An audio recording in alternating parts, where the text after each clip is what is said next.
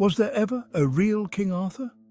Or is he just a shadow born from myth, magic and legend? King Arthur, the legendary ruler of Camelot, is one of history's most captivating figures. Stories about him and his Knights of the Round Table have survived for centuries, enchanting us with tales of bravery, love and betrayal. But despite the wealth of tales, one mystery remains. Was he real, or is he a creation of medieval storytellers?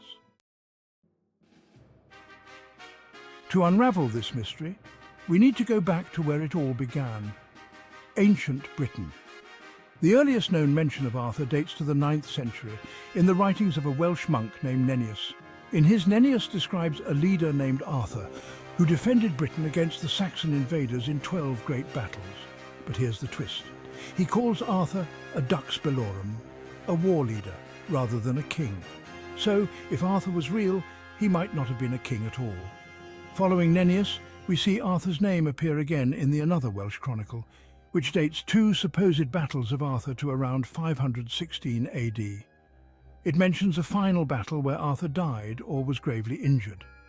This reference gives some weight to the theory that Arthur could have been a real warrior, possibly a chieftain, fighting to defend his people. But if there was once a real Arthur, the medieval writers certainly transformed him into someone else entirely.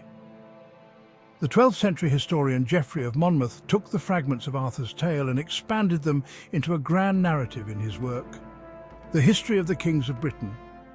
Geoffrey gave us the story we now recognise: a noble King Arthur, the brave knights of the Round Table, the sword Excalibur, and Merlin, the wise wizard. Yet historians agree that Geoffrey's work was more literary invention than factual history. So why did Geoffrey of Monmouth and other storytellers choose to reshape Arthur's story into a tale of knights, chivalry and magic? Well, Geoffrey wrote during a time of political turmoil in Britain, and he likely intended the tales to inspire unity and hope. By turning Arthur into a glorious king, Geoffrey helped establish a national legend, an idealized leader who defended Britain from foreign invaders. By the late Middle Ages, King Arthur was no longer just a British hero. He became an icon of chivalry across Europe.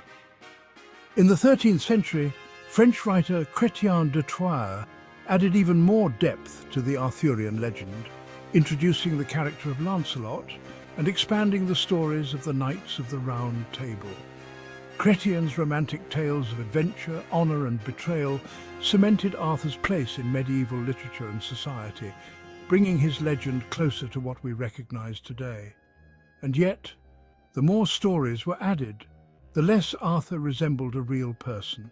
Instead, he became a vessel for the values of the time: chivalry, honour, and the eternal fight for justice. But with all these legendary additions, is there any proof that Arthur was real? Archaeologists and historians have searched for decades, and while some intriguing discoveries have emerged, none offer solid proof. One of the most famous sites linked to Arthur is Cadbury Castle in Somerset, England. According to local law, this ancient hill fort was the site of Camelot. Excavations there revealed that it was indeed a significant fort in the 5th and 6th centuries, hinting that a powerful leader may have lived there. But can we call him Arthur? Another location, the ruins of Tintagel Castle in Cornwall, has also been associated with Arthur's legend. In recent years, archaeologists discovered remnants of a significant settlement from the Dark Ages. Interestingly, an inscribed stone found nearby bears the name Arthurian, which some believe could hint at an early form of Arthur's name. However, this remains speculative and far from conclusive. Without concrete evidence, King Arthur's historical existence remains unproven. But perhaps his story persists because it resonates beyond historical fact. Arthur represents the heroic ideal, the ultimate defender of his land, a just king whose legacy remains as powerful as ever. Whether he existed or not, his story symbolizes hope, justice, and the struggle for unity in times of darkness. So what do we make of King Arthur today? Was he a real figure? A warlord who defended Britain from invaders? or a mythical hero crafted to inspire hope and unity? In the end, Arthur is as much a product of imagination as he is of history. Each new generation has added its own layer to his story, ensuring that Arthur lives on, if not as a man, then as a symbol of courage and resilience. Ultimately, the question of whether King Arthur truly existed may never be fully answered, but perhaps the legend is stronger than any historical truth. As long as his story continues to be told, Arthur will live on, somewhere between myth and history. Who knows? Perhaps the once and future king still waits to rise again.